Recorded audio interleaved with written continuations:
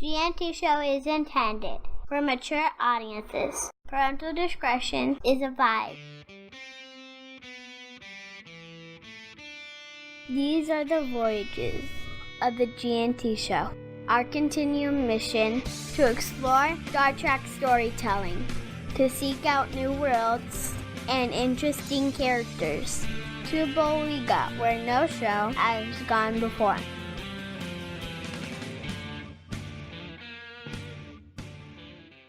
Live long and prosper, bitches. And welcome back. Hey. Good to be back. How about that? And who was that artist, Mike? Well, Steve's handling the music for us today, so but I believe that was 5 Year Mission. That was Brother from Warp 11. Oh, Warp 11. Warp okay. 11. Yeah, that didn't sound like 5 Year Mission's style. No, but hilarious nonetheless. 5 Year Mission was part of the first track that was played just beforehand. Now, Cool. we're There you getting go. a little report that we're having some trouble with people trying to get into the streaming. Oh, okay. So if one player is not working, try a different player. That usually helps resolve. Every computer is different, and every internet connection is different. So it's just a matter of finding the one that works the best. Yeah, and if you're, I don't know if they can't hear us, because we had one person. Did we have one person try to get into the streaming site? Yeah. What I heard is that they tried to go right to the website. All right. And they said that they got a message saying that they were unauthorized access. But I was able to walk them through and get them to go in through the apps like Windows Media Player. So the media players are working fine. It's just the streaming link. Interesting. Not sure why they would have had difficulty, but we apologize, and hopefully we can get that worked out. Awesome. And if you want to join us in the chat room, if you have not joined us before, you will be listed as a guest until you create an account or sign in with a social media like Twitter or something like that. And then you can join us in the chat room and talk to us that way as well. So, or you can just lurk. You can lurk.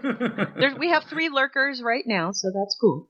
I just posted a photo in the chat room. If anyone knows who this woman is, please let us know, because we need to talk to her, because god damn. She's got some great costumes. It's very, very fun. She is just meow. All right. Is Al ready? Did he finish breakfast? And if you're listening to us, I'm always ready to go. If you're listening to us, use the hashtag 2424HRGNT. GNT? GN, just the letter N, T. Okay. So 24HRGNT. Very cool. Welcome to the show, Al. Hey, Al. Good morning. Well, goddamn, you guys. Excellent. Oh, I love the applause. That's thank you very much. I have a request that whenever I come on the show, that is now my theme music when I enter here. So yay, brother. Yay, brother. Oh, it's too funny. I know that song was kind of like, yeah, well, that's so GNT. It's so GNT. It really is. Well, real quick, before we begin, we should mention that for this hour, I think we should give away a new prize. And seeing as though we have a wonderful donated gift from Cryptic regarding Star Trek Online, which one should we give away, Mike? Well, Romulus came first, so go with Romulus. Okay. Okay. So the Romulan pack, correct? Yes, the Legacy of Romulus pack. Awesome. And also, if anyone knows who this woman is that I just posted her Trek. If you're seeing this, if you're seeing the chat room, some of these people might be listening. I can say this since I'm alone right now, please let me know who she is. Please. For the love of God, please. You know, those images keep getting repinned on Pinterest, and it's very hard for me to figure out where their origins are. But yeah, you're not the only one who loves them. The Andorian girl is just amazing, though. So I'm just going to reiterate, now that Al is here, the person who donates the most in the next hour will receive the Legacy of Romulus pack, courtesy of Star Trek Online. And Al, it's been a while since we spoke. I don't think we got to talk since Midnight was released. Probably before that. I don't know if we talked. I'm not sure when the last time we talked. It's been a long time, so we have a lot to talk about. Oh my God, you got me started. Been a long road. Getting from there to here. Everybody, arms in the air. It's been a long Kumbaya. Kumbaya. No, this is the theme song from Enterprise. I think not. A little bit of that too. Where's everyone go to the chat room? Where's the chat room? The chat. Oh, it's gntshow.com/streaming. Oh, it's at the streaming site. Okay, Mhm. the streaming line. And then the chat room's down below, Okay. and you can sign in with the. And so now you can see what people are saying. We do have 15 people in the chat room today. Not bad for a Saturday morning. I know most everybody's kind of out and about doing real life stuff, but Plus, I it's just have to Halloween. say, we got to talk to Brand Flights earlier today, and Brandon was talking about how he had felt, and it's kind of a shared experience from a lot of Star Trek Online fans and a lot of Trek fans, that Midnight was probably one of the penultimate gaming experiences they've had in their life. Brandon was very adamant about how he felt after playing Midnight, and I have to say, I think Nick and I shared a lot of the same feelings, which was appropriate for pretty much what we've been through for the past 5 years as players. We have to say congratulations. Midnight was amazing. It was an amazing episode. It was all right. Thank you so much. I really appreciate it. I was actually pretty blown away by the response to Midnight. So that was really special. That's probably one of those gaming career moments that I don't may not ever happen again. So I loved it, but it also made me mad.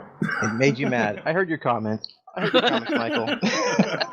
I'm loving Sunrise. I'm Sunrise going to is say awesome. it right up. I love it. Oh, I'm Yeah, so glad you love very Sunrise good. because it's a very early start, right? We've got But it had such a different feel, just kind of like taking a breath after midnight. Yes, well, it's supposed to have a very different feel, right? It's midnight, sunrise, and so it's supposed to feel a little more hopeful. I mean, of course, it's a game, so we have that conflict, but yeah, it's going into a new era for the Star Trek Online story, and so I love coming on GNT because I get to just talk about just story. Yeah. And because I love going on all the podcasts, and everyone wants to know about DPS all the time. And I don't even know what that means. DP means something else to me. yeah, GPS? What? Oh my God, that was DPS so is the wrong. plural version. Oh, okay. A fascinating discussion of UPS right now. So But it yeah, is so I love to just talk about story because it's really it's something really it's near and dear to me, and I've been really it's a large part of my focus of Star Trek Online, and it's a very different creative aspect of game development as opposed to all the maths. So yeah, I've been spending. I'm really excited that everyone really enjoyed Midnight.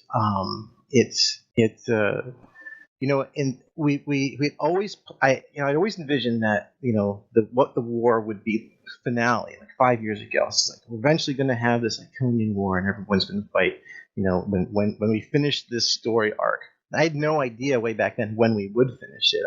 I thought we'd finish it sooner, but we kept adding more stuff to it and I always knew that it would be this big war against the Iconians, and all the galaxy would, unite. That's what had to happen. The galaxy had to unite against the Iconians, and I knew that it had to be the Delta Quadrant, and I knew that it had to be the Gamma Quadrant, Alpha and Beta, and all come together. But I also thought, well, maybe should the Borg be there? Maybe should the Undine be there? And eventually I said, no, that doesn't really make any sense. Undine are even really part of the galaxy.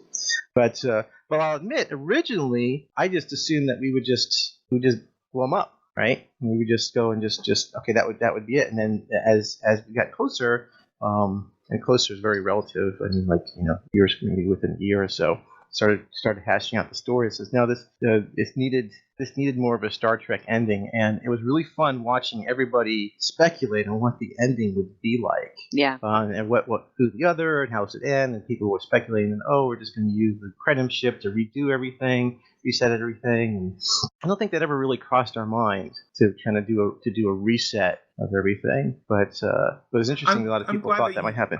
I'm glad that you didn't, because I thought Yeah. the whole reset idea would have just been, it would have done a disservice to everything you guys had done. Well, honestly, we never thought of it. Year of hell. Yeah, kind of a year of hell thing, and so but there was if you remember there's a fan film out there that I don't know what the status is, Star Trek Horizons. Yeah. Yes. So, because I know they have when the trailer first came out to it, and then the author or the creator did an interview because one of the trailers is it starts off about the Iconians and how they're getting bombarded and how they escape, and he did an interview, and I think it was on Priority One. Maybe it was GMT. I can't remember.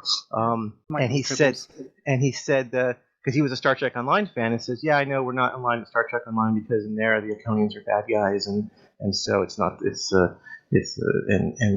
and in this case, he liked the idea that what Picard said, that history is written by the victors and that they really weren't bad guys there." And says, "But too bad Star Trek Online do that." And all the time I'm giggling the whole time. I said, "That's what's going to happen. That's what's going to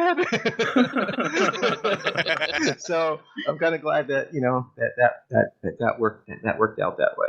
Well, since you mentioned Horizons, they have released their second trailer, and last I heard, they have finished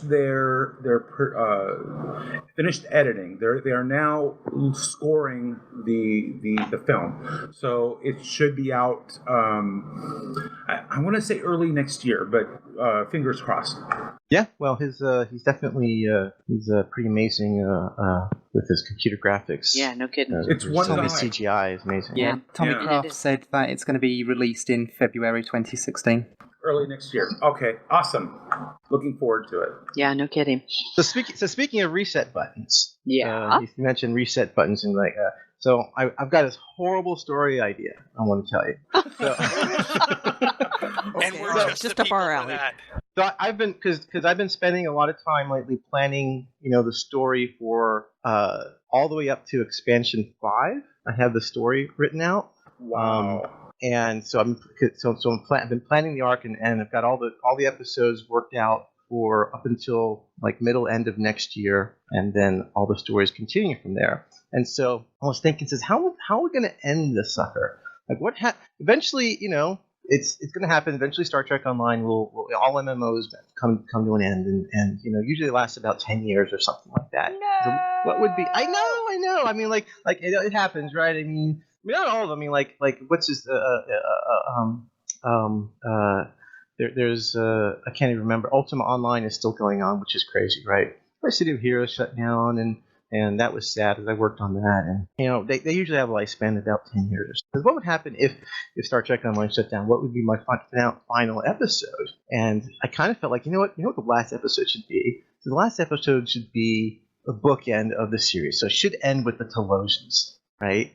Should end from the cage. Oh. Right? It should end with that. And then says, wouldn't it be just totally evil at the end of it? You find out that is just an illusion, and the last scene is Christopher Pike sitting in his chair, and it goes beep. Spoiler alert. Okay, Al, you got Alan to crack up on that one.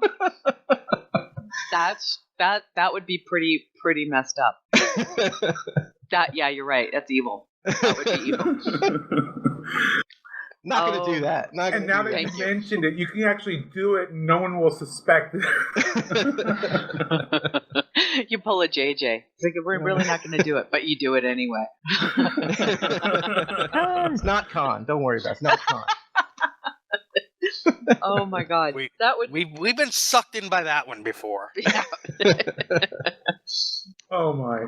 Seriously. So I do have to say I'm very pleased. I love Kipley's new role. Is as the new species. So good. In Sunrise. Loved playing Sunrise. I just have to I think not just her voice and not just the story, but the visual of the sun, of the dying sun. Yeah. on that was spectacular. And the gas giant around it too. Oh. Yeah, that was the artist spent a lot of time just wanting to have the game feel very different than all the dark and grittiness and So beautiful. to have it be wanting it very specifically to be beautiful and inspiring and uplifting and just very something you haven't seen before. That kind of like going out and exploring something strange and brand new. So yeah, they did an amazing job with that. Really beautiful, and also, and I'm trying not to give away spoilers because it is a new episode. It was just released at the beginning of the week. But as I was playing it, my husband walked by when a certain character appears, and he stopped dead in his tracks. Let's just give the spoilers away. If you haven't watched the episode, just go pause it, go play, and then come back. It's only like 30 minutes or something. So let's just talk about it. Episode. I didn't come here to not talk about the episode. Okay, then we're going to talk about it. Okay, so Mike, you've played it, right? Yes, I have. Okay, and Nick, have you played it? Did I not say that it felt different and sorry, everything? sorry. Did I not? I'm sorry. Do you not listen to me? See, Al? See, this is what you got to put up with. You have Amy. Because see what I have to put up with? I think all the fundraising we do here has to go towards to Nick's therapy. I really think that he needs I really need to up my medication. I seriously. Somebody donate $100 so he can take another shot. Yeah, right? By the way, thank you, Robert Reyes. I don't think I ever said that. We did, and he gets the pop-up book, which is yes, he does. So the Caldano shows up. Yeah. And Caldano. And now, mind you, he shows up. His name has appeared on my computer screen. Alan stops dead in his tracks behind me, and he goes, "Caldano, he's the creator of the Toxic Tot." I love it. I love it that was awesome. Watching some people just pick up on that right away, right? Well, you have to understand that episode and its connection with my husband. Well, here he can talk about it. Vosh. Vosh. Okay. All about Vosh. Love Vosh. So, but he loves. Nice legs. No, what's scary about that is that this happens all the time. Terry will ask me about some Star Trek reference, and I'm not even paying attention, and I will just stream out some trivia, and then I'll sit there and do a facepalm going, "You did it again. You dragged me back in again. When I thought I was out, you dragged me back in." There's no out. There's no out. It's true. It is true. So he stops kind of dead in his tracks. He knows who he is, and I'm like, oh my! And what's funny is he catches it before I do, and then I'm like, oh my god, he's right. This totally has something to do with the Toxic Tot. Yeah. I was like, okay. Well, it certainly put my play style into a different kind of mode because of course, you have no idea who he is when you come across him and I thought it was kind of interesting that you get the opportunity to kind of tell I don't want to call her the ambassador as much as is that what you mean she's the character? representative, right? Yeah, she's I don't really know if she's technically, I guess let's just call her the ambassador. I was calling her that, but she's not the president because he wouldn't pick up the phone, right? So it's she's not a comm traffics person. She's someone of importance, and so we'll call her the ambassador of the Lukari. Ambassador, right? Yeah. And of the what are we calling the Lukari? The Lukari. That's it. Lukari. Yeah. The Lukari is the new species that you get to meet, and their star is dying for no good reason, very suddenly. And so that's what draws you out there is the exploration, which was really cool. And then, of course, you get the first contact on top of it. But then Cal kind of comes in and throws you for a little bit of a loop. And because you don't necessarily know who he is, and then the Toxic Tot kind of makes its appearance, I knew right then and there that what we were seeing was not just the first step, but the second step in what seems to be a new storyline regarding the temporal Cold War. That's a pretty good guess. And we've talked about that. We've been introducing, the players have started messing with time travel since season 10. And so the genie's out of the bottle, right? Right. And so it's time to deal with that. That is not just something you can just do and then Although they did it on the show and just kind of like ignored it, like, oh yeah, we'll just go around the sun and go back in time, it'll be fun. Those kind of hand waviness aside, this is a serious change in technology and era for the galaxy. So yeah, I just have to say it took a lot of balls, and it's very, very cool. I never really was a big fan of the temporal Cold War idea, but the fact that you actually get to play with it in the game makes it a little bit, not just more, it makes it a hell of a lot more palatable. And not the least of which is what I meant with it took a lot of balls. It took a lot of balls for making your character kick it all off. Thanks for that. Well, for me, one of the things that I try to do when I'm coming up with the stories for Star Trek Online is we want to see what's out there in the shows that really we don't know enough about, or have loose ends, or just really have unanswered questions. And boy, there's a lot of frickin' unanswered questions in the Temporal Cold War for Enterprise, right? There's a lot of stuff that like there's just what, and so it's like, okay, that I think that there's a lot of, when it is we get to kind of tell those stories, but we also get to it gives us a lot of room to kind of do what we want and need to do, because there's a lot of room for interpretation. Right. So it's very rich for us to do that, and so we can bring in different references from different parts of the show as well as from the game, and still anchor it within the fiction, as opposed to just writing our own story. And I've never considered myself a writer. I don't really think I'm great at coming up with my own stories from scratch, but I really like making side stories and prequels and sequels. And I don't know if that would ever make good TV, but I think it makes good game as far as someone who wants to be in a world like Star Trek. I think that's a really good point to make, and that is for fans that may not understand why this is such good fodder for gaming, you just have to get in the game and find out. The fact of the matter is it works. It works very, very well, and it's very fun. And I'm having the time of my life thinking that my character just started the Cold War. I think it's great. The time of my life. Did anyone notice that the ship that the gentleman's name, Caldano? Yeah. It's bigger on the inside. Bigger on the inside. It Totally. was the same ship from Enterprise. I love that. I was like, ooh. Did somebody notice that? I did. I love that. You know what ship he's talking about, Terry? I don't. The one they Why pulled don't I into remember the one they pulled into the hangar bay. I believe it's also the same ship that in the episode. There's only one of ship on Star Trek Enterprise. that was bigger on the Enterprise, bigger on the inside. So I believe it's the ship that were in the episode where Enterprise encounters Tholians for the first time. I believe was that yes, the same episode. yes, they want the ship, and Tucker actually drops a spanner in there, and then scrambles in to get it, and they realize just how big that damn thing is. Not the spanner, the ship. yeah. That's what she said. My, what a big spanner you have. Oh my. Oh, too funny. Yeah, you're Yay, right. brother. I completely forgot about that. And I hate that. I hate you. I hate how cool this is. Damn it. Right. Yeah. Well, we just try to find those connections. Oh, this could be connected to this. This could be connected to this. And Which also goes to explain why initially we were dealing with Tholians at the beginning of that episode. Yeah. So, there you Something go. about Tholians is that Tholians, one of the things that we've kind of indirectly said, and I've just kind of said more on interviews or on postings, and we kind of implied, is that Tholians are special. Tholians, They are. they're special not just because they're lava crystal spider men, but they're special because they kind of exist in my mind.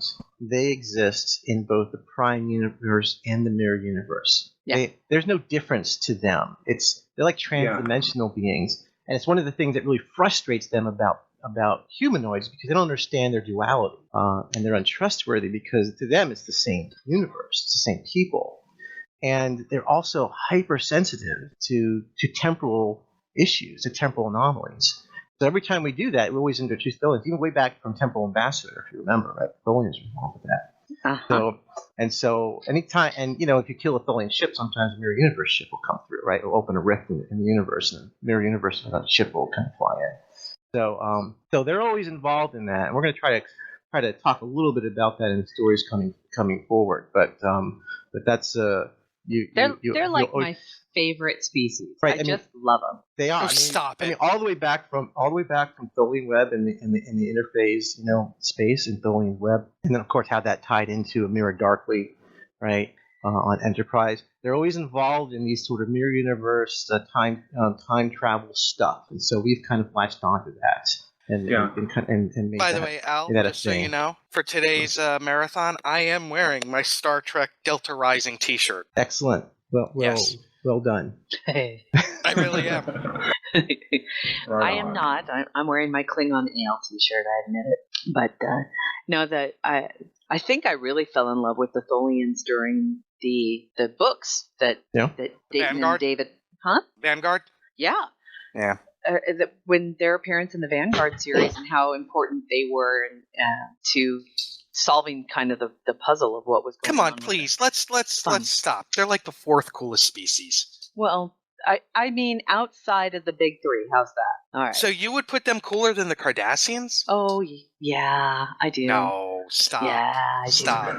You've been doing shots. Not yet, but I probably will. It depends on how much we get donated. I gotta say, I think they're way cooler than the Cardassians. Cardassians are just a bunch of Nazis, right? They're Nazis. Oh, they are so not. Oh, they totally are Nazis. The whole story is a metaphor about the internment camps of Nazi Germany. But that's not. They're not. They were artists and lawyers and everything, and they were multi-dimensional. Name me one Tholian artist. Name me one Tholian artist. Name me one Tholian artist. Name one Tholian artist. Are you kidding? All the Tholian silk they made. They make even Sisko got his girlfriend a Tholian silk scarf. Yes, because they're wonderful something artisans. they shit is not art. Ooh. Hey, you sure about who that? among us wouldn't want to make our own house out of our own ass? Come on, that's just amazing what they can do. I've seen what my ass produces, and no, I really wouldn't. No, not since the surgery. Oh my god, that was hilarious! And I'm sitting there going, "No." My favorite color of Cardassians is like taupe. It's like their favorite color. It's like I know. I do like the way that they have their different colors for the moods and everything that go through the lattice. That what? I Go through the don't know what that's Oh, about. Book Tholians. Anyway, Tholians are cool. We all agree Tholians are cool. What level of cool they are is It varies on your mileage. It varies. I have played a couple of the Cardassian missions. I left off. I just finished Jabberwocky, and I enjoyed that one. That was good. I liked that one, and I loved the first one as well. Al, you know what I liked about Jabberwocky? The no, I don't. Runner, the Blade Runner feel to Bajor. Bajor is but what they did with Bajor was beautiful. That was awesome, right? The kind of Blade Runner really, Red Light District Bajor, and it felt so with the rain and everything. It felt so Blade Runner-ish. Did you notice that if you run regular Bajor and you talk to like the NPCs, like there's a gardener there, and there's and then there's an equivalent one of them in Mirror Bajor, and you can talk to them, and they give you a different their mirror story over there. So just you don't have to click on them. There's just little NPCs you can go and talk to. I'm definitely going to play it again and definitely explore more because I got so caught up trying to catch Lita. Well, who doesn't? Yes. Oh man. Right. I got to spend like 3 days with Chase Masterson. Lucky bastard. I've got to say I am a lucky bastard. So yeah. You are because you're married to Amy. I am married to Amy. Yeah. And so here I am. So I'm hanging out with Amy. Chase Masterson came in and she spent the day at Cryptic, right? And that was amazing. She's such a generous and gentle and just kind person. She really is. She's basically Lita. I mean, she really is. And it's just as far as like how kind she is. And then she did a recording. We did some interviews. There'll be an interview of her, a video interview of hers coming up next week. So everyone just keep your eyes peeled for that. It's a great interview. We'll be doing some more work with Chase really soon. I don't want to talk about yet. and not non Star Trek Online work, that is. And then we went to dinner. Amy got to go to. A bunch of us got to go to dinner with her. And then the following Wednesday, Chase along with Kipley Brown and James Kerwin, were invited to Pixar for the day. I saw those photos. That was amazing. I know, because some people at Pixar are big fans of Star Trek Continues, and one of the sculptors there is actually appears in the latest episode of the Star Trek Continues, and so they invited them to come visit, and they generously invited me to go with them. And it was a really, really amazing experience to go there. So the problem is like, because Amy didn't get to go. She didn't go to school that day, and so I'm taking pictures at Pixar with Chase Masterson and Kipley Brown, right? These two beautiful women, and I'm taking my iPhone, so they're going on the photo stream. And so my wife's at home, and we have an Apple TV, so the photos are just coming through on the TV as I'm taking them. And I come home and I'm really tired, and it's like, it was just a really long drive, because I had to come all the way from Oakland. It was a long drive with traffic, and I rushed to the airport. And she says, I really feel bad for you, she's saying, because she's watching the pictures of me there. And so, but Pixar was amazing. Pixar, I thought Cryptic was cool, and Cryptic is cool, but Pixar, the animators are treated like gods. While we were there, they had an orchestra playing for the artists while we were there. Wow! Because when the movie they're working on, the dinosaur movie, the orchestra who did the music, well, they sent a quartet or so to come, the people who knew the music, to go and play the music of the show, of the movie they're working on, to inspire the artists. They have rafters. They have cables and rafters hanging from the ceiling because Cirque du Soleil comes and performs for them while they're doing their art. They have art galleries there. They clay sculpt everything first, and all the clay sculptures of all the characters. All the artists get to have their own. Like, we get to decorate our cube at Cryptic. You've seen it, Cherry Lynn. Yeah. And so have you, Michael. Okay, but no, this is they get to. I gotta get out there. They get to architect their own cube. So, like, one guy had a stone castle was his office. One guy had like a Mayan temple as his office. There's a Chinatown where people have little offices. And Pixar will fund this for you because these guys are their golden boy. They don't ever want them to leave. So one guy's office was the inside of the crashed airplane from Indiana Jones and Temple of Doom. And and it was just, one guy had the Mayan temple was my favorite, and had dry ice fog coming down and dripping water, and it was vines. It was amazing. This place was amazing. Of course, all the Pixar art and everything. So I got to spend that with Kipley and Chase Masterson, and that was an amazing experience. I was very, very grateful for that. Wow. You got to be with Kipley. Got to be with and Kipley. Chase. Okay, I understand, but Kipley's Kipley to me. I mean, you know that. I know. In another universe somewhere, Kipley is torturing me right now, and I'm okay with that. Could be this one. We're not sure. She's got a candle on my head. I'm so jealous about that experience. I know, that is amazing. Elle, you ever look back? You just sit back some days in your big, easy recliner chair with your Apple TV on, Amy feeding you drinks and food like the king, and think, my life is really fucking awesome. Well, frankly, I'm the one who's always feeding Amy because she won't cook, so I'm the cook here. Sometimes, I certainly do think that I'm very blessed, and that is, I've had some pretty special opportunities to meet some really special people like Chase and Aaron Eisenberg and Denise Crosby. Oh, I love Aaron, and he's doing well. Yeah, he's doing well. We're all worried about him for a while. Yeah, we are.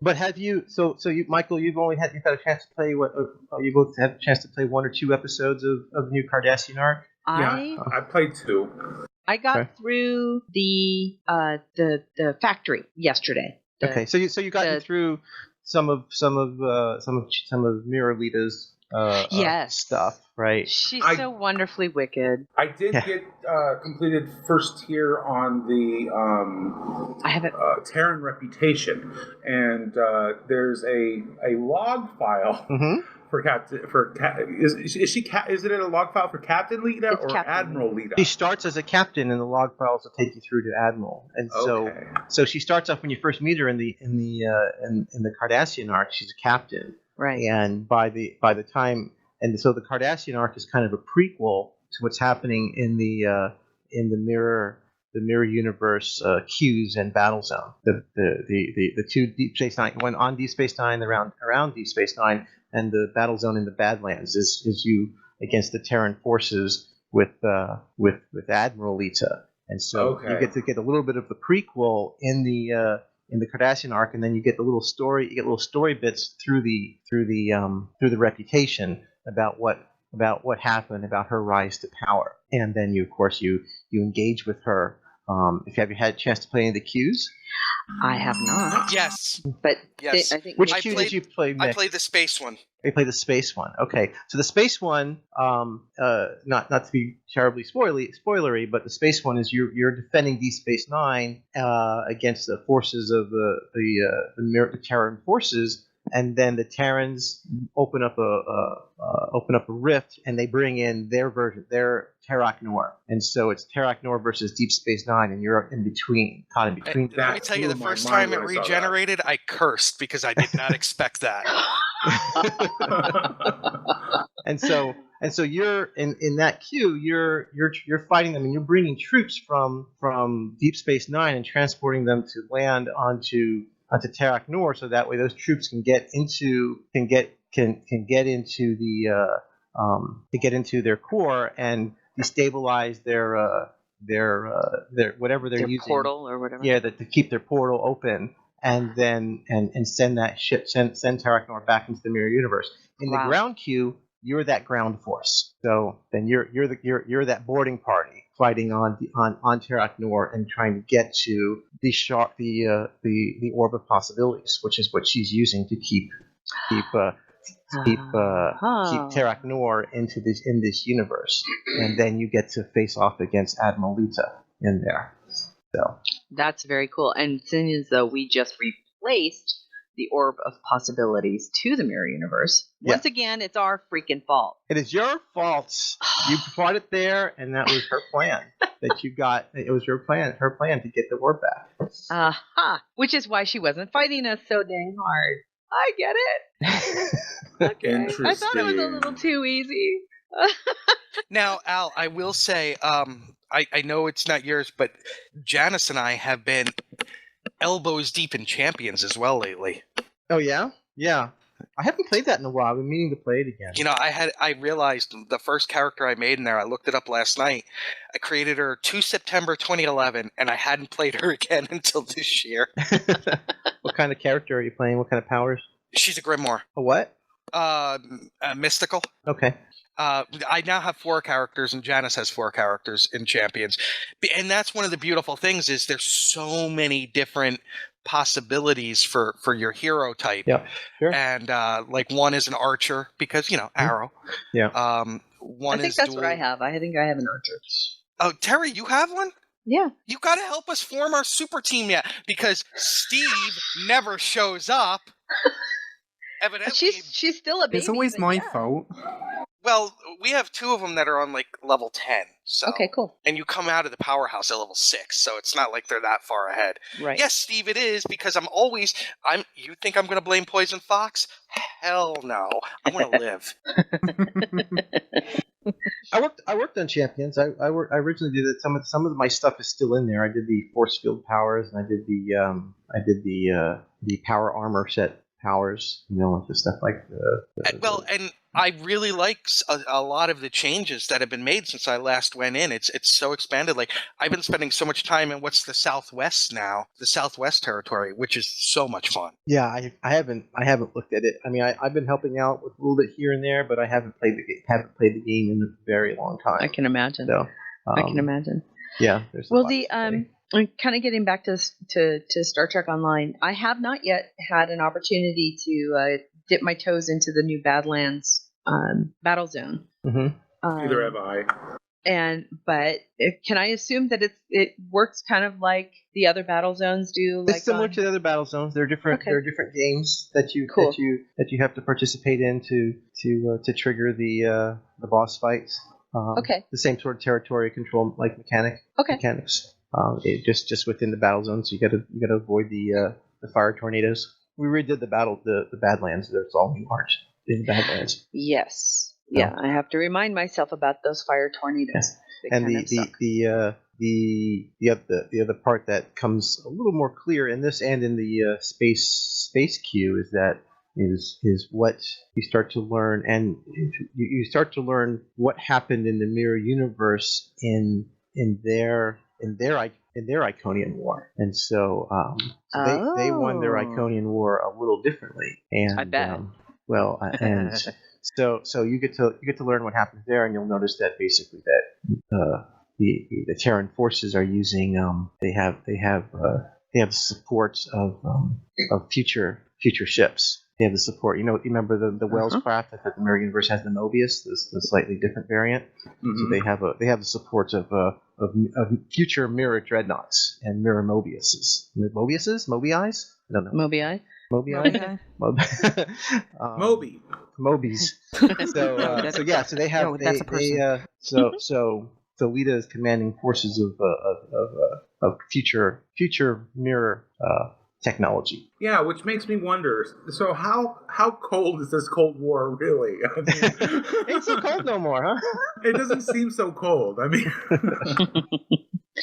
Well, and I guess my bigger question about the battle zone is it going to work like Paradise is, where it's part of a lower level battle zone? I don't understand your question. I guess, well, the battle zone that you access for what's the planet, the Peace Planet?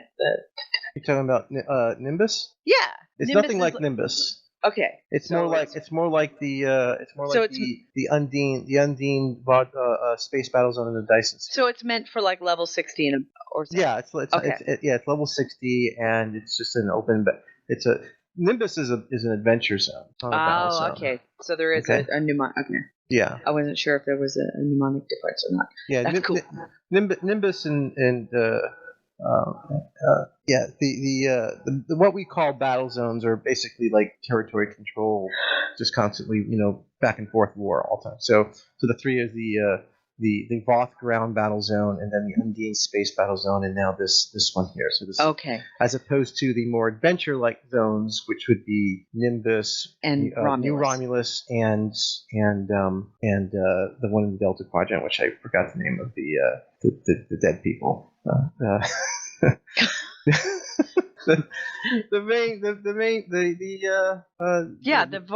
Now you've got me all hooked on it. The what? The Voth? Not the Voth. The other ones. The ashes to ashes, dust to dust people. The ones that use people's dead bodies to take over. Oh. Come on, what's their species name, dude? Somebody else zombies? In the chat room. Come on, somebody in the chat room, help us out. We're all brain dead this morning. Right, I got it. Now, Come on, now I feel embarrassed. Yeah, I know. Kim is one of them now. Yeah, Kim's one. Yeah. Oh man. Kabali. Yes. The Kabali. The Kabali. That's it. Thank you. Okay. Al, can I ask a favor during this whole kind of temporal reset that's going on? There's no temporal reset. Can I ask for one? Can the Dafari die? Please. Yeah, the Dafari aren't my favorite. They weren't mine. I'm not going to take responsibility for that one. That was just so mean.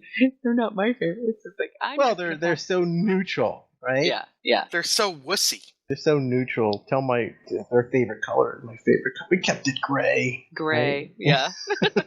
I think beige. Okay, so that was I think that was more my question, is because I wasn't sure if it was in conjunction with the revamp of the Cardassian series, if this was like a battle zone more connected to that Cardassian series. It's connected insofar that the Cardassian arc is a prequel to what. Got it. To what? Well, so I mean, you basically what's happened is, of course, when you get in the Cardassian arc, you find you go to the Badlands and there's a rift, right? And that's where and so you bring the orb of possibility back to the mirror universe. You return it there, but basically that is where Admiral Lita, or soon to be Admiral Lita, is able to keep that rift open, and she's used the Badlands as a beachhead for her invading forces. And so that's why they're there, because she can keep these opening portals. So you go to the battle zone and keep trying to close the portals. She's using different means to keep the portal open between the two universes. And so it's a prequel story to this, to her invasion that happens in the battle zone. Got it. Okay. And you learn some story bits in the battle zone, but you're going to learn, and so to learn a little bit of that, as much as you will also learn from the reputation as you do the battle zone. You'll unlock story bits in the reputation. And that's what Mike was talking about with regards to the captain or Admiral Lita information you get as you level in the reputation system. Yeah. Got it. And we're not done with Admiral Lita. Hopefully we'll see her again. We have plans for her to return next year. Yay. Continue that. Basically, assuming that Case will come back, and I have every reason to believe that she will, we've got season 11 starts with kind of two stories. You've got the Lucari and then Caldano Sunrise story that starts off, and then you've got this mirror universe invasion. They have at this point absolutely nothing together, and we'll see how they come back, how they come together in the future.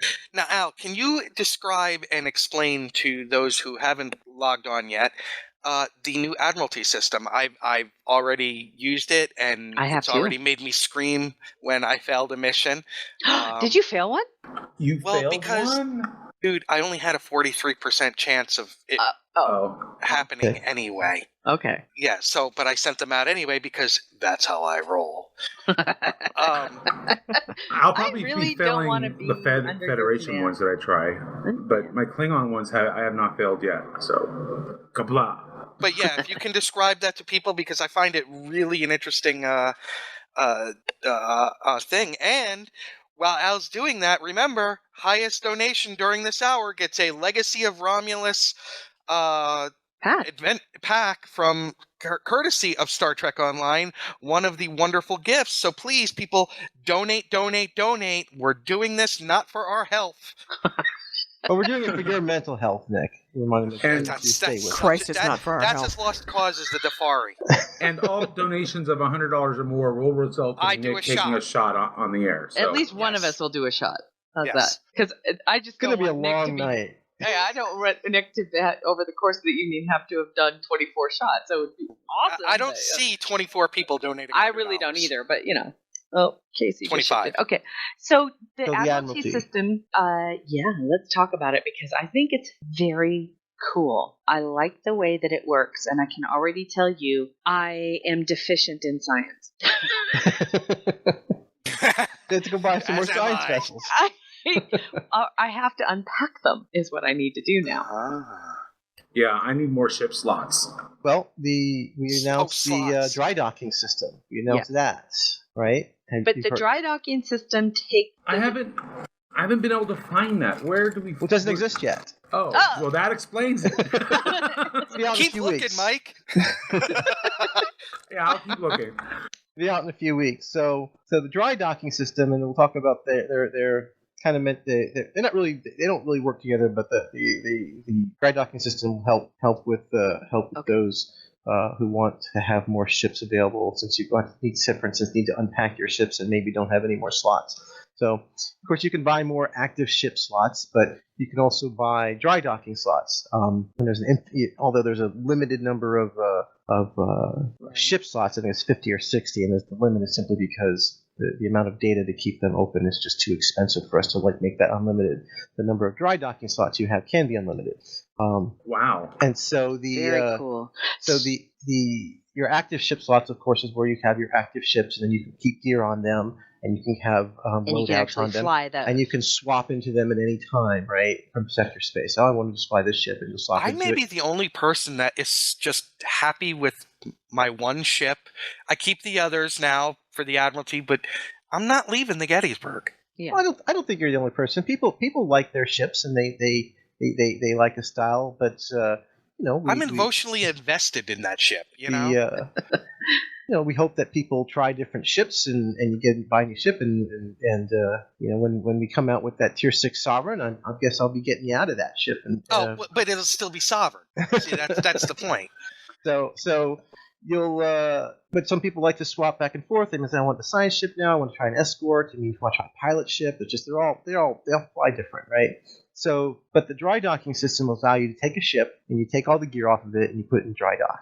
And it just goes into this separate little UI. It's right next to your ship selector, and you go there and you can see all your ships there. So you don't have to, like for me, for instance, I get every single ship, but I can't fit them all. Right. So I keep a lot of them packed up in my bank. So you can put them instead in dry dock, so you can see them unpacked there. And once you've unpacked them, then you get the Admiralty ship card out of it. Right. Once you have it, and then you can dismiss your ship if you want. You still get to keep the Admiralty card, but you can keep them in dry dock, and then anytime you pull them out of dry dock and take an existing ship in your wet dock, I don't know, whatever you call it, the regular ship slots, and put that one in dry dock. Wet dock. So which one? So my question is, the Admiralty system will access any card active ships only, or dry dock? All of them. Any ship that you have owned and unpacked and owned, you'll have access to it in your Admiralty system. So you can send a ship in dry dock out on an Admiralty. Yes. Awesome. Yes. Yeah, but So this is just a way. But This the is just a tractor way. beam What won't you're be saying installed is until for next you to have Tuesday. dry dock is just a way to have all your ships available to you, but not taking up the ship slots. Yes, because dry dock allows us.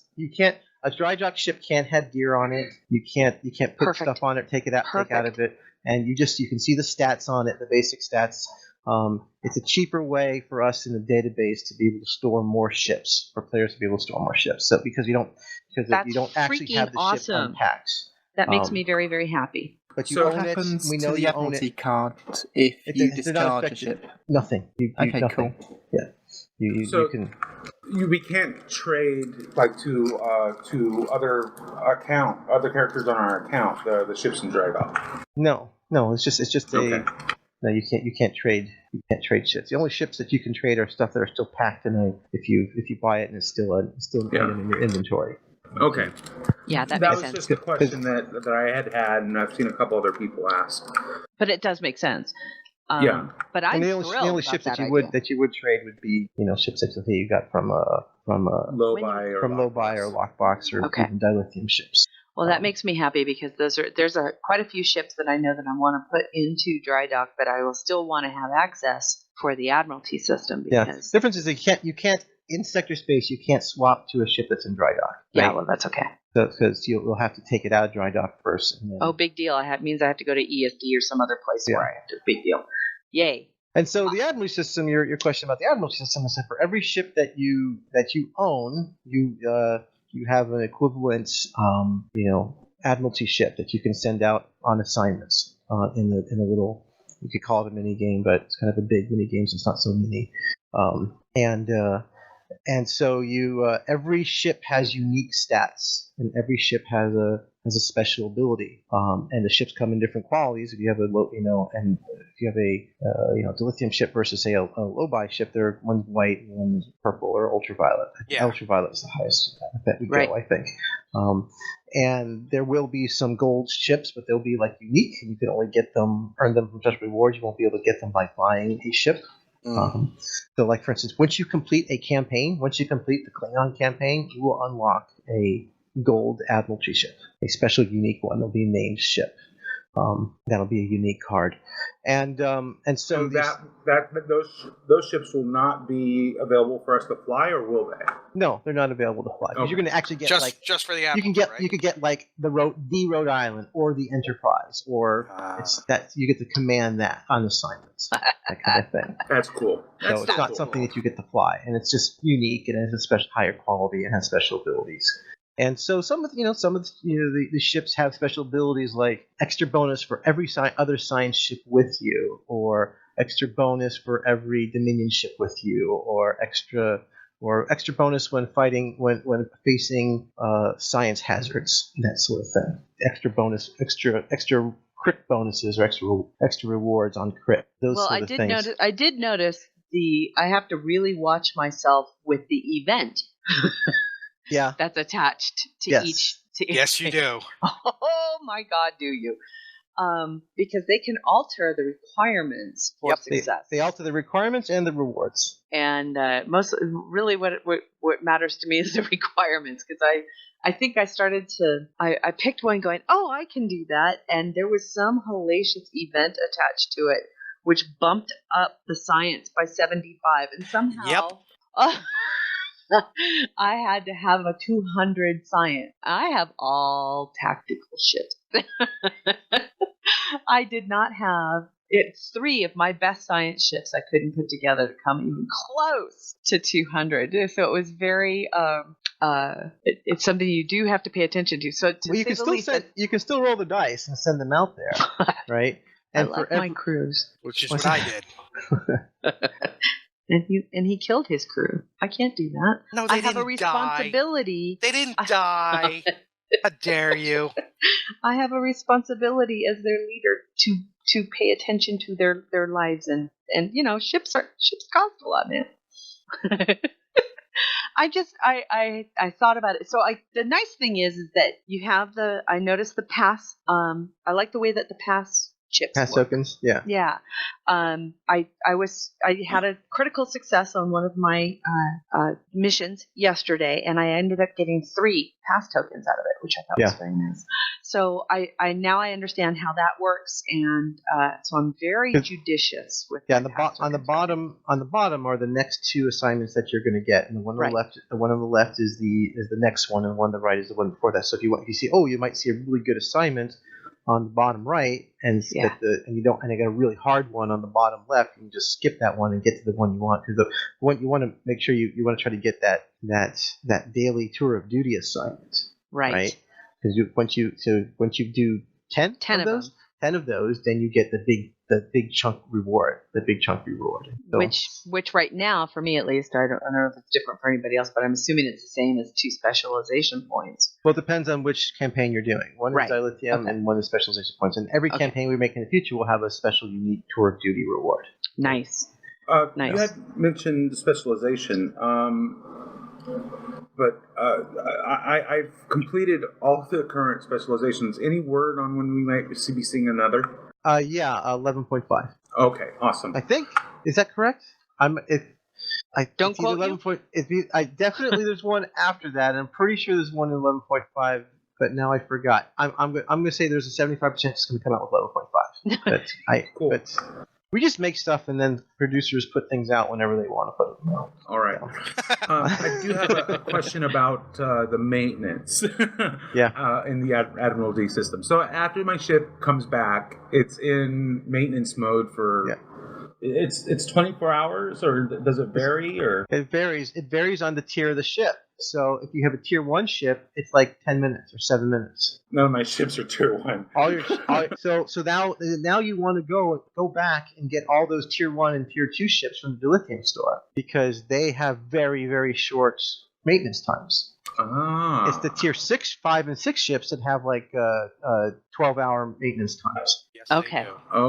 Yeah. So 18 hours or something like that. Once the dry dock system comes out, I'm definitely going to be doing that. Yeah, go and fill out. Just grab all those, and all those your old Connies and NXs and Rhode Islands and everything, and all your fleet ships too. Any fleet ships you purchase, each one of those will come with a card. All the fleet ships are tier 5. So yeah, the lower ships have value because they're always available for assignment, but they don't. They have lesser stats. However, if you get a C store low tier ship, it's a purple quality, so it has a higher stats. Got it. So sweet. So for me, going back and getting my lower tier, you can send them out on these on the lesser, the commander level Akira ship. Yeah. You can go back, reclaim it. Yeah, because not all the assignments are really, really hard. So don't send your big heavy tier 6 ships. You don't want to overspend. Yeah, and so you'll like, okay, you want to spread it out and maybe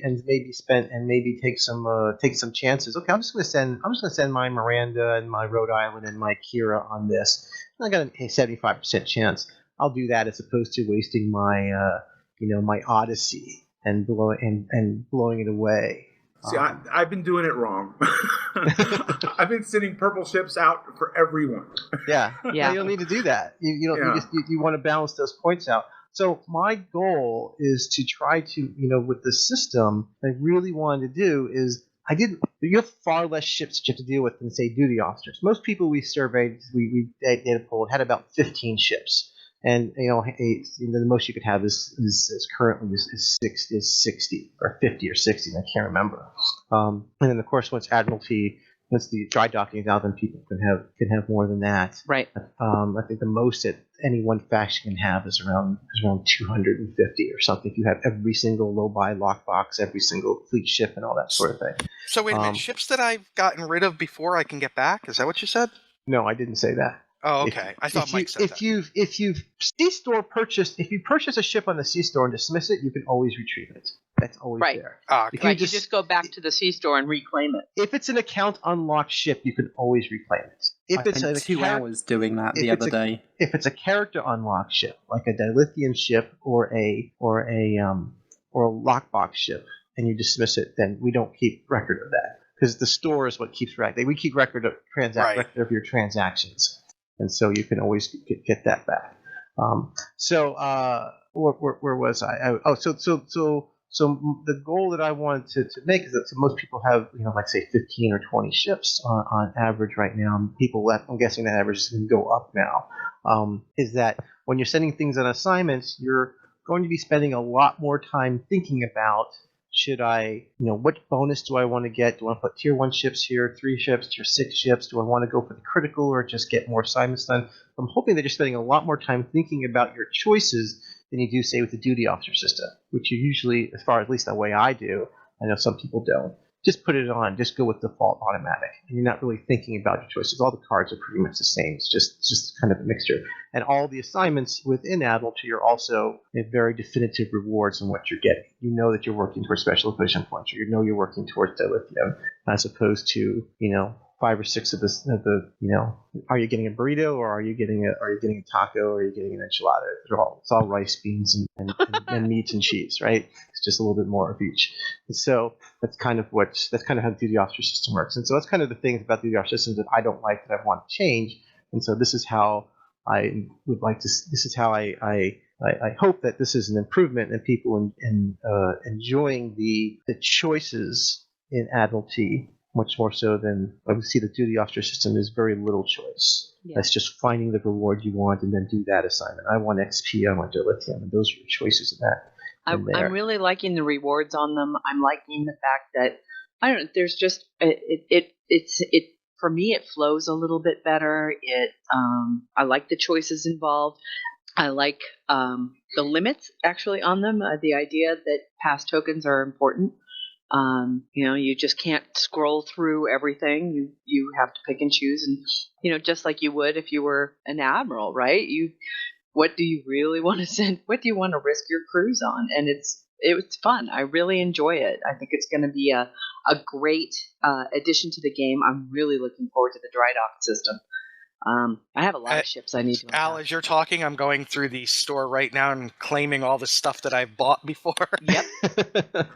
Yeah, claim them all, so you'll get more Admiralty ships. So. My issue was I'd only got 2 spare slots, so I keep having to claim 2, then dismiss them, equip them, and then dismiss them. Claim some more. Took 2 hours to do that. Well, that's because you have 74 characters, which I just don't get. I have 44 characters. That's insane. A lot of characters. I have 20-something. This is why I see Steve. Midnight Shadow is logged on. Midnight Shadow is logged off. Midnight Shadow is logged on. Midnight Shadow is logged off. For like an hour, it's just scrolling every 10 seconds. It's really bad when it comes to the character-bound giveaways, because then I've also got my son's account to do, so I then do an extra 5 ones, and then sometimes if a friend can't make it in, I do theirs as well. So on one giveaway, I could end up logging in around 60 times. Why are you doing that for your son? I thought that was the whole point of children, so that way they could do the work for you. Isn't that I don't? He only plays when I'm online, so usually when I get home from work, it's soon to his bedtime, so I spend some time with him reading and doing other bits, and then I claim it for him. So. By the way, the giveaways this time around were very gracious. Yeah? They were great. Yeah. The specialization points, inventory slots. Oh my God. Thank you. Thank you. I'm sorry. Thank you. They were awesome. We like to make sure our seasons go out with, come into the game with a bang. Well, so. It certainly helped. I do know that. You know me, I hoard. Oh, hoard. I hoard, and cracked Alan up on that one. And it was just nice to be able to have a little extra space, especially on my lower level characters. It was where normally I would have to buy that space, and thank you. It was very nice. So, 30 minutes left to donate for a chance to win the Star Trek Online Legends of Romulus pack and to be in the running for the Star Trek Las Vegas Commander level ticket. It's like the coolest seat, you guys. It really is. It really is cool. It's practically front row. I think it's like third row. I mean, it is really third row, but I think because of its position, it's actually it's the front row in that section, I think, is what it is. It's from the looks of it. Pretty freaking awesome seat. That's all I have to say. And at Las Vegas, that's saying something, and it's a heck of a value. And once again, thank you, Johnny. Now, let's tell them what it is too. The only thing then you would be responsible for paying for the convention is getting there and for your room. Right. But the seat itself, the high end stuff is already taken care of. Right, but this also includes, if I'm not mistaken, it includes the parties. Yeah, the commander level parties. Yeah. Yeah, that's freaking awesome. So, did Creation cut loose the booth vendor sales again? Not yet. What's going on with that? Yeah, I know. Tell me about it. I'm going crazy. And for those who may not be aware, Al talked to me at Vegas and explained to me something. Duty officers, duty officers, duty officers. Yes, and it does work. If very much. Very, very much so. The amount of XP that you can get, which helps you gain specialization points, now with the Admiralty system on top of it, is just awesome. So you don't have to feel like you're grinding all the time. You can go play what you want. You can do the PDEQs, you can do the battle zones as you wish, or you can just play duty officers and Admiralty, which is kind of cool. Jump in. I've noticed that the Admiralty system also has quite a bit of dilithium rewards attached to it too. If you're playing the Klingon arc, it's only on the Klingon. Well, that's the only side. Yeah, the rewards are different per campaign. Oh, so that's one of the big things that hence my taco burrito kind of quip was just that in duty officer system is like every assignment you go on just kind of brings you back to a mishmash of every type of reward, which kind of I'm really disappointed about. Right, you get energy credits, you get XP, you get the campaign XP, you get a little bit of lithium, you get a little bit of everything. And so in the campaigns, it's the Klingon arc is primarily about the lithium, right? And the Starfleet arc is primarily about XP. And which just translates into specialization points. And so depending on what you want, you focus on that campaign. And so the other campaigns that come out will have other focused rewards. That's cool. And so the duty officer system, though, not only will you be able to keep getting XP, but keep an eye out on those dilithium assignments, because always look for things like contraband and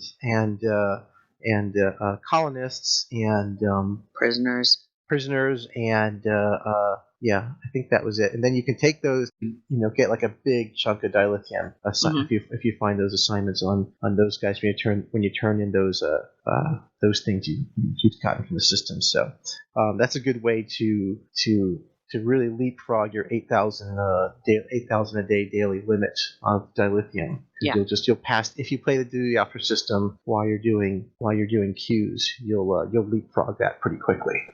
Very cool. Well, it was great advice that you gave us when we were at the convention. Although I've been using the duty officer system quite a bit, I know that Nick found it very handy. Yes. Yeah, and note that Admiralty is only available once you're an admiral. You don't have access to Admiralty until you are an admiral. Okay. Duty officers at level like 15, I think. I think it's level 15 when you get duty officers. Yeah, it's pretty low. I want to say it's like 12. Yeah, it's somewhere in there. It's after 10. We don't give you a 10 because you have a lot of stuff going on at level 10. That's your first level up. So Dolphin's level 11.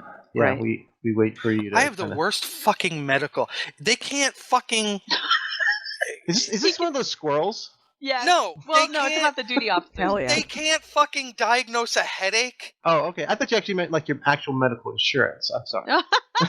No, they can't fucking. I thought you're complaining about Blue Shield or something right now. I have the same problem with psych. If I send one of I have the worst psychologists. Yeah. Ever. My counselors. I'm sorry. Crew evaluations. Here's your counseling statement. Sign it next. But no. That's the NCO. It reminds me of that episode of DS9 where Ezra was talking with Kira about Garrick, and it's like you do what? You're crazy. Next patient, please. Yeah. Yeah. Yeah. But my seriously, counselor sucks. and for people that don't do it, the amount of dilithium you can get is amazing. It really is great. A lot of XP dilithium. Just keep up on that, and just keep it going the whole time, and then always just kick off something big. I never don't have 20 DOFs out. I'm trying to count the negatives in that. And today I have 24 out, so that tells you that I had a oops. Oh, you're sick base full. Yeah, did he say never don't not have DOFs out? Something like that, yeah. I'm sorry, Al, I don't have a college education. I just laugh. So please donate now to GNT so we can put Nick through college so he doesn't say things like never, don't, not. It's really... Just wait, we're only like 2 hours into this. Help him and help yourself. We're 2.5 hours into a 25-hour show. It's already Won't you please help this host in need? Yes. He needs another drink. If I can, Shut up. I gotta come in tomorrow at 10 a.m. tomorrow and just see how things are going because it's gonna be so bad. It's gonna be so bad. I don't know how you can. Dayton Ward is already threatening us with coming in and causing havoc and leaving. Yes, then I'm okay with that. What time did you start? 9 a.m. 9 a.m. So you're going off at 9 a.m. tomorrow. I don't know if I can do that. Yeah, exactly. But we're barely coherent now. Imagine how much better. It's going to be a riot. And Al, the funny thing, this was my idea. Yeah, bastard. And for some reason, we all agreed. 25 hours is Mike's easy. been gobbling Xanax like Halloween candy. Yeah. Oh, man. So, Al, getting off of Star Trek Online, because we do like to talk to you about other things. So now we can talk to you about other things. All right. What shows are you watching right now? Anything? Same as I'm always watching. The big shows that I'm following are Walking Dead, which I know you don't watch, Terry Lynn. I do. Fantastic this season. Just so amazing. Carol is like my superhero. Okay, she's just the so episode amazing. with the wolves attacking this Alexandria, was that the fastest hour ever in that series? It's just, yes. Yeah, it's just with the one with Carol, right? Yes. Carol just goes when she's all super ninja. Yeah, it's just her character is her transformation is so amazing. I'm Betty Crocker. Not. Well, and it just shows, though. I think Carol is a great example of the how attractive a strong woman is, because meek, sad Carol from the beginning, I wanted nothing to do with. Carol now is one of the sexiest people on TV. You know what? It's really interesting because it's really interesting you said that because when they're in the beginning when Carol had her child, right, and then Daryl, it seemed like they were building like a romance with Daryl. It's like, what's Daryl see in her, right? And now it's like, oh, I see what you can see in her, right? Because yes, it is attractive, right? She looks prettier. She just does. Yeah. and just look at the flowers. Yeah, and so she's gotten strong women are very attractive. Now, so, did you do this. Go to Google, okay? This is why Walking Dead is awesome. Go to Google and go to search and type the word is space. Okay. Type is space. What's the first entry? ISS Blue Jet. No, IS and then space. You gotta. Oh, IS and space. Is Glenn dead? Yes. Is he dead? I hope he's not. Oh my God, I'm so heartbroken. I don't think he is. I think he is, and I'll tell you why. Because this show is not known for cheats, and if he somehow got out of that, that is the biggest cheat. And it's not known for cheat, but it's not known for leaving it gray when somebody dies. Yeah. We saw his innards being pulled out. No. No, we don't know if it was his. The other guys could have been. Well, that's the argument. Let me ask you a question. The guy, I think would be very unrealistic. We did, and I do agree with you, Nick. It might be a little cheaty. So there was 1,000 zombies around him. So There's if he does no way. So here's we do know that that someone covered in zombie guts will not be attacked. You know what? That's the one thing. That's the one thing about the show that frustrates me, because they know that if you cover yourself in zombie guts, or if you walk around like Michonne with zombies with their arms and jaws cut off, the zombies will ignore you. Why don't they fucking do that all the time? Exactly. Why don't they just do that all the time? So yes, that could be. Then you smell like a zombie. Yeah, and so, but I mean, if they're gonna do they're gonna go up against a horde, just go and bring yourself 2 pets with you. Yeah. And so they're gonna have to be very they're gonna have to try really hard the shit out of that. to make that sell that it was just he wasn't really being eaten with someone else, and somehow he was covered in enough zombie blood that they didn't take a bite out of his foot. Now, did you watch Supergirl? No, I didn't watch Supergirl because I can't. The only way for me to get it is to buy it in iTunes, and I don't want to buy it till I heard the. Because I was really skeptical. It's fantastic. It's fantastic. I really enjoyed it. Really? The reviews I'm so surprised because awesome. The trailers looked really terrible. No, the reviews have been overwhelmingly positive. Okay, all right. It's fantastic. I think this is what Man of Steel should have been. It's very optimistic. It's very lighthearted. But, it is lighthearted. It's bright. And whereas Man of Steel is very dark and broody, and I don't mind bright or dark.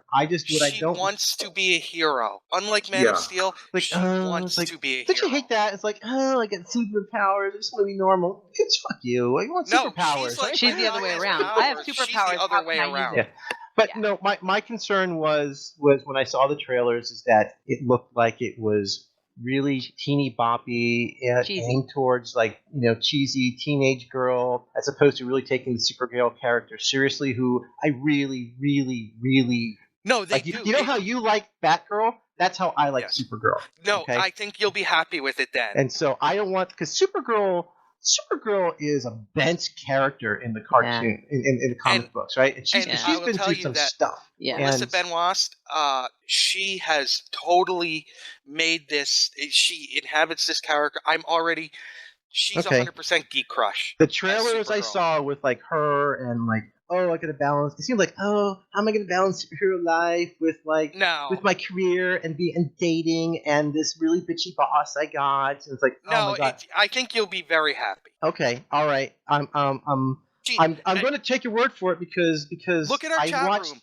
Andrew Wonders says it's so good. Sarcasm. You gave me a recommendation. You gave me a recommendation, Orphan Black, and that was amazing. And I thank you for that. So people in our chat room are saying they approve. Last time I talked to you, you challenged me, and I accepted the challenge, and I watched all of it. So I remember when you were like, "Oh my God, this is great." Yeah. Do you watch Arrow? I watch Arrow. I watch Flash. But of everything I'm watching, I'm sorry. I mean, Walking Dead is by far my favorite show, maybe my favorite show ever. But my very close second favorite show right now is Agents of S.H.I.E.L.D. And Agents of S.H.I.E.L.D., I'm sorry. Just, you know what really bugs me? The hell bugs me so much, because I like Flash and I like Arrow, but man, those shows are so flawed and make me eye roll so many times. And at work, everybody watches Flash and Arrow, and no one watches Agents of S.H.I.E.L.D.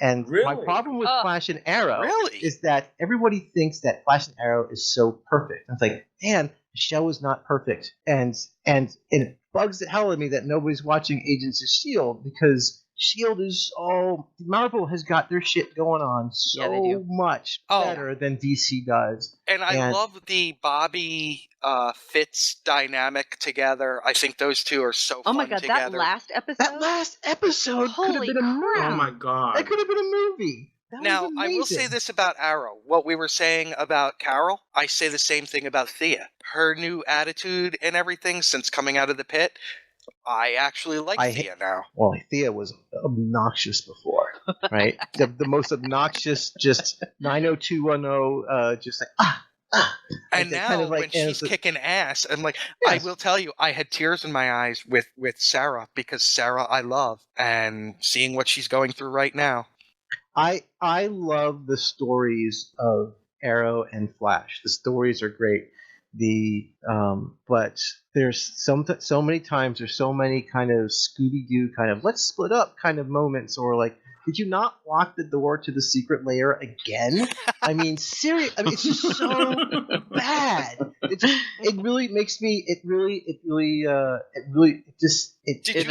feels like you're really disrespecting my intelligence. Did you laugh this week when they took Captain Lance and he's like, "Oh, come on, really?" When exactly. they took him in the new lair.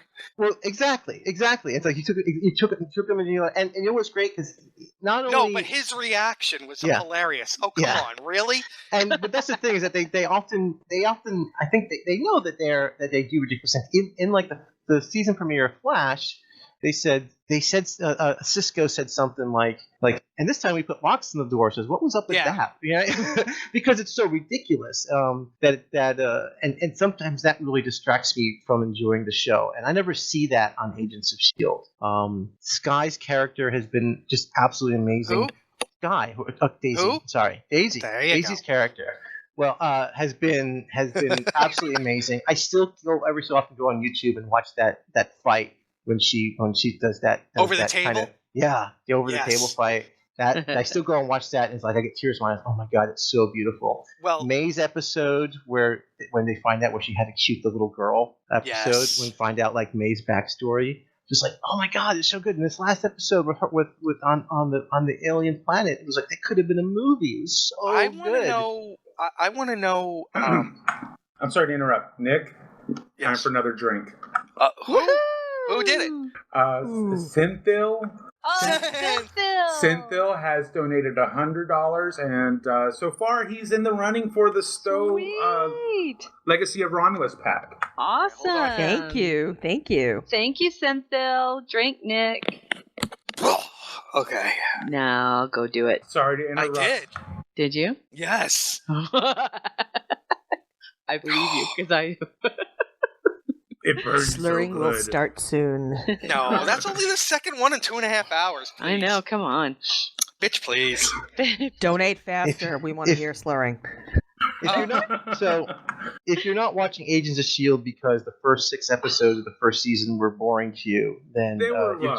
They were rough. They were. I want to know what Ming-Na has taken to not age since The Single Guy starring Jonathan. Seriously, isn't she beautiful? She is. Oh my god. She looks younger in this than she did in Star Trek Universe and Stargate Universe. Yeah, that's true. I always thought of her as this beautiful, like, model-like woman, and now she's like this woman I would not fuck with in a second. Never. Now, Al, have you watched Daredevil? I have watched Daredevil, and I've seen the trailer for Jessica Jones. Oh my god, the trailer for Jessica Jones made me turgid. With David Tennant as the Purple Man. Yes. Oh my god, I can't. But how great was Daredevil? Daredevil was amazing. Daredevil was that really surprised me. And again, Marvel, they can't be beat. At this point, they could say that they're putting on a show about a poker playing mouse with superpowers, and it's gonna fucking rule. It's gonna rule soon to the Cartoon Network. I'd watch that. No, live action. Did you say that? But it's just the way how it's all connected, right? Yeah. And you don't see that with DC. I mean, the movies, Gotham. Not really. Well, I will say that Flash, I mean, the only thing that's connected right now is Flash and Arrow. And Legends of Tomorrow will be, and they're Legends even Tomorrow. saying that Supergirl will be connected, even though it's on CBS. Yeah, well, we'll see. the Legends of Tomorrow. I was really excited about it, but I don't know if this is popular or not, but I really hate Captain Cold and the other guy, the fire guy. It's like those are just really terrible characters. I think on the Firestorm? Not Firestorm. No. Oh, okay. The bad guy guys. with the fire gun. Captain Cold and Captain Fire. I did like that they paired those two up from Prison Break. Yes. Yeah, I like the you don't like Captain Cold? I love the way that guy is playing it. I don't like Captain Cold. It's just he's a ridiculous character. So you kidding me? He keeps beating the Flash. Just run up and take his gun away. How could he has no superpower? But the actor is doing a great job. He's doing a fine job as that. I just think as a nemesis for Flash, it's just ridiculous. Flash has never had. I can run so fast I can run through a truck, but I can't outrun bees. He's never had the best villains like Grodd. You know. The talking monkey. But you can make bad villains good. I mean, he does have terrible villains, but Spider-Man and Batman have bad villains. The Joker and Penguin were terrible villains before. And then before, dude, not since original Joker and Penguin were awful. It wasn't until Dark Knight Returns or something? Stop it! The original Joker was a goof. Just like they were jokes until he became psychotic. You have to blame the whole comics series code was. for that. Yes, I'm talking about the comics. I'm talking about old school. Oh, okay. But you have to blame the comics code for that because they weren't allowed to. Sure, they weren't allowed to do that. But what I'm saying is that you and even after that, the Penguin was never really interesting, and I'm really loving the Penguin on Gotham right now, right? Well, there's a reason that when I have my sleeve done, the Penguin is not going to be one of the villains on my arm because I have the Batman right now, and it's going to be Joker, Harley Quinn, Ra's al Ghul, and I will say because I loved Bane so much in The Dark Knight Rises, I'm not going to have Luchador Bane. I'm going to have Tom Hardy Bane. So you can make. And Spider-Man has pretty lame villains too, right? I mean, he's had some really terrible ones, but you go and you can make them really good. So my point is, you could turn Flash villains into good villains, and they did a great job with Grodd. And he's got a lot of goofy ones, Boomerang, Captain Cold, and all those. And so just Toy like they Maker's transform, coming. The Toy Maker's coming, yeah, I'm not excited about Toy Maker, and it's going to be Mark Hamill. That shark guy. Wait, he was. Mark Hamill was already been on. Trickster, right? I thought. Trickster. He was Trickster. Okay. Yeah. So so they transformed, the Joker into something of, he's like the greatest villain of all times, practically. And so yeah, I've been a little disappointed with some of the things with Flash, with just some of the. But you can't take it. See, here's the thing that I approach it from, especially Flash. I don't take it too seriously because it's so lighthearted that I take it as it's meant. Want to take it seriously because Marvel has taken their properties seriously, and I think that is that I don't mind. Like Flash has always been kind of a happy-go-lucky guy, but so Spider-Man. Spider-Man's a snarky, wisecracking kind of guy. He's kind of a kid. Yeah, I hate Spider-Man. Oh man, I hate the Superman. Joker then, because Spider-Man is my favorite superhero of all time. See, I hate Superman too. Superman's only good with Batman. Now, I did like him in Justice League Unlimited. Yeah, Superman is great with Batman because when they work together, when seeing their juxtaposition together. Yeah. If he's balanced out, exactly. And I'm looking forward to Batman versus Spider-Man. Batman versus Superman. Not even a match. Batman kills. Have you seen? They did the anime a little bit. I mean, I guess they did it. It was a Supergirl comic book, but then they turned it into Batman Superman on one of the animated series. But it's basically the Batman Superman Supergirl story with Darkseid, right? Yes. That's like one of my favorite stories. And that's when Batman, outsmarts Darkseid in an amazing way, and Supergirl goes dark, right? She goes Darkseid converts her. But that's like great Supergirl story, right? And that's a great kind of seeing when you read the comics of Batman and Superman and how their thought bubbles, how they think about each other, how they really respect each other, but they both really are afraid of each other all the time. That's why when Superman, when the two of them are working together, because they respect each other, they'll do anything for each other, but they really are afraid of each other all the time. I recently watched Young Justice, and I was blown away with how awesome that cartoon was. It was. It was, and they canceled it. They canceled all the good stuff. I was emotionally invested as they got to the end of that arc, and it looked like Artemis. Well, I don't want to give it away for people, but when it looked like somebody was bad, and then the character that I love the most, that character was the bad, and I was like, no, I will not accept that. I will. So why is it that DC can make the most amazing animated shows like Young Justice, because Justice Warner League. Brothers is interfering with the live action. It's Warner Brothers that's destroying the live action. Yes. Well, for whatever it is, they destroy the live action, and then, like you said, it's like you can't take it too seriously. And I want to take it serious. I want you to take your property as seriously as you take it in the animated series. Because Flash is good. Warner Brothers Flash is lighthearted and happy-go-lucky, but his character is awesome in the animated series.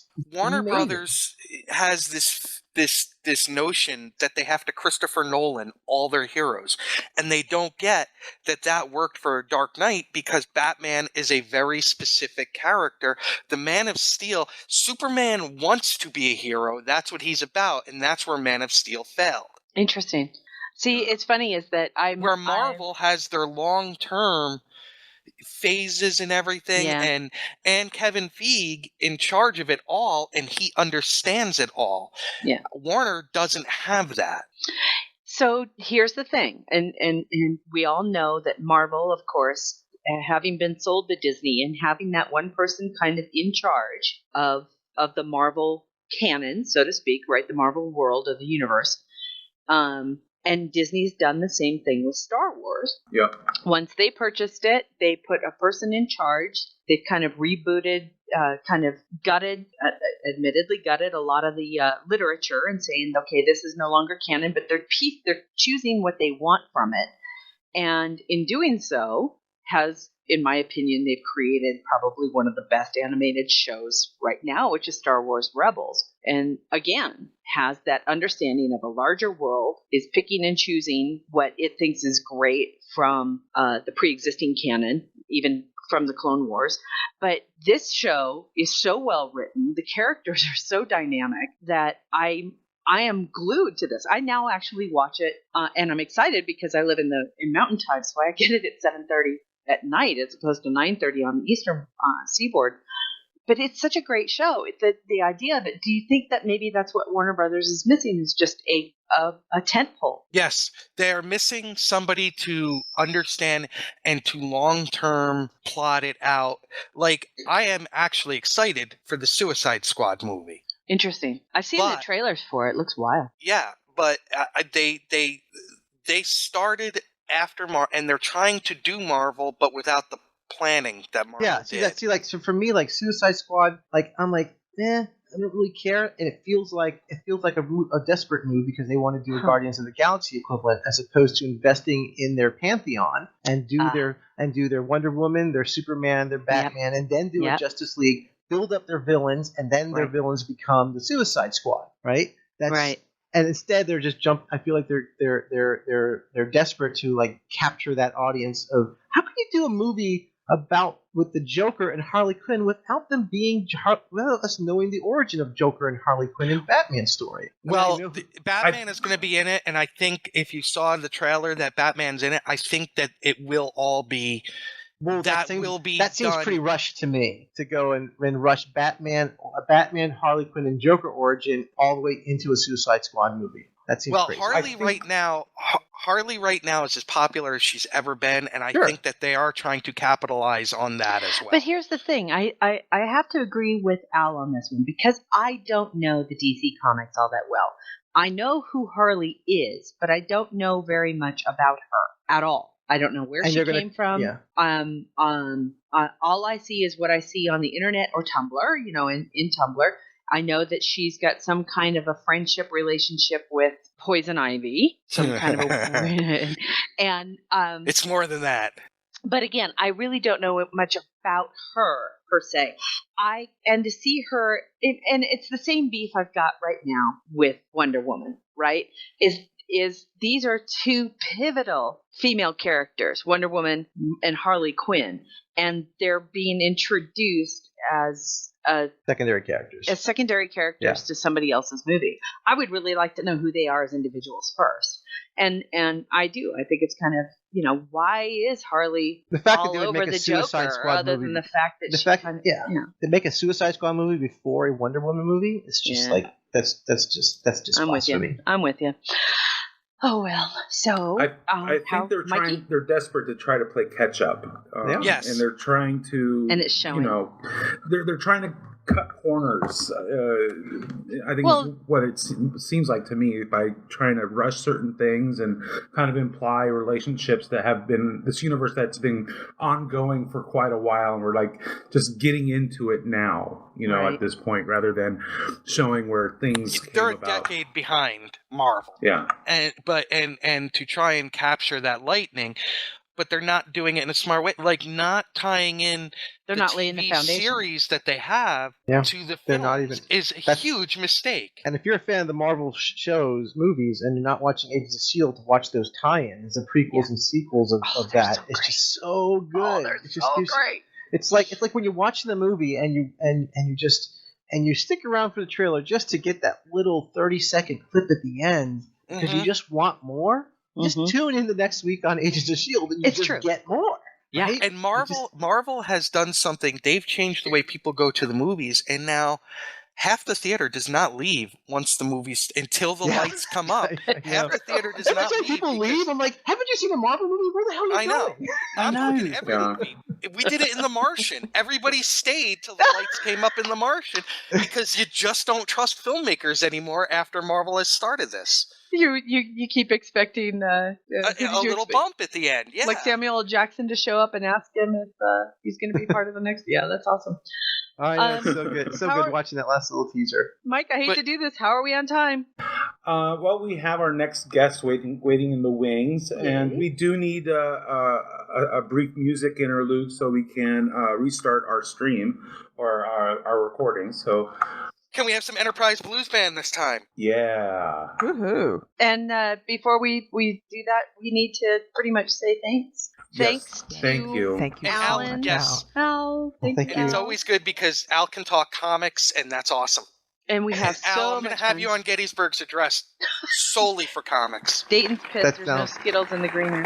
That sounds good. No, anytime. I'd love to be on the show. I'd love to talk comics and Star Trek Online and TV shows. And by that point, what we'll do is we'll wait for Jessica Jones to come out, and Supergirl will have been on for a while, so that way... I'm so excited. Jessica Jones, Daredevil second season, and then right into Luke Cage and the Defenders. And I know. I was going to say, and in the end, it'll all be the Defenders. All be the Defenders, and then it'll be then Marvel building the Immortals on Agents of S.H.I.E.L.D. and Civil War, and I was going to say, and the Defenders are going to be in Civil War. Defenders in Civil War. I know. Oh my God, it's so good. It's so good.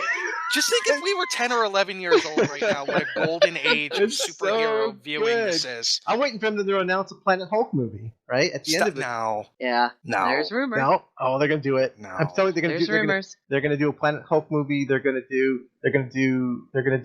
a Secret Wars. I know what. I know they're going to keep doing. They're going to keep going.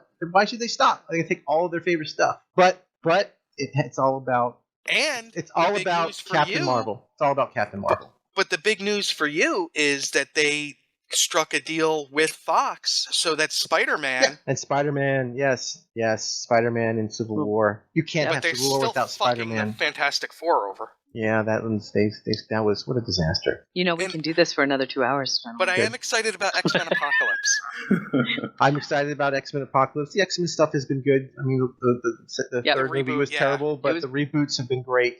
Yep. And so yes, I'm excited about Apocalypse. I hope that they keep going with that. And they do the Apocalypse story. Maybe they do a Brood story. Maybe they. That would be. Dial M. House of M. Yeah, I don't want to say House of M because then there's going to because that's a MacGuffin to reboot everything. I don't but know then but you know what? They would also have to have Scarlet Witch, which they can't do. Yeah, because let's get all until they can fix all those licensings and just collect it all. Yeah, that'd be great. Right now, 90% of our audience is going, "What?" What the hell? I tried to talk to Dayton Ward. Who the hell's this guy? Well, it's not that important because Kevin's not with him, so. Can he hear me? Most likely. Most likely. Are you scheduled for the whole 24 hours? Pretty much. We do have spots. We have a few openings here and there, and we have people who are going to be dropping in spontaneously. So it's going to be interesting. It's going to be interesting. All right. Well, if you guys have a spot and there's a dry spell and it's not 2 a.m, just give me send me a text, and I'll if I'm around, I'll stop by. But those are our dry spells. Thank you, Al. Thank you very much. Tell Amy to say hi. I will. Thank you very much, and rock on. And Senthil, I believe you are the winner. Yes, I do believe so. Senthil, now, does he play Star Trek Online? If not, he has a reason to. Because you are now the proud owner of the Romulus pack. That's actually my handle. I wanted the Romulus pack. I bought it. Sweet. Okay. The music is playing. I'm getting played off the stage. So I will thank you. Thank you again. My God, that's like a real telethon thing. Okay. Happy Halloween, everybody. Thanks. You too. Bye-bye. Oh my God, that was awesome. Right so on. What are we up to? Well, we need a restart our recording break. Yes, we do. Among others. Music for the GNT show is provided by 5-Year Mission, Enterprise Blues Band, Warp 11, Andrew Allen, and Grethor. The GNT show is a BLB production. Move ahead, walk back to 10. Put a mini skirt on Mayo Man. Represent the human race. And we make this a happy place. To boldly go where no man's gone before. I think I've sang that line once before, but I'm not too sure. We'll be so happy, can't you see? A zero-G community. Gonna travel to new worlds. Beam on down and meet some green girls. Gonna see what we can see. A fancy-free galaxy. To boldly go where no man's gone before. I think I sang that line once before, but I'm not too sure. We'll be so happy, can't you see? A zero-G community.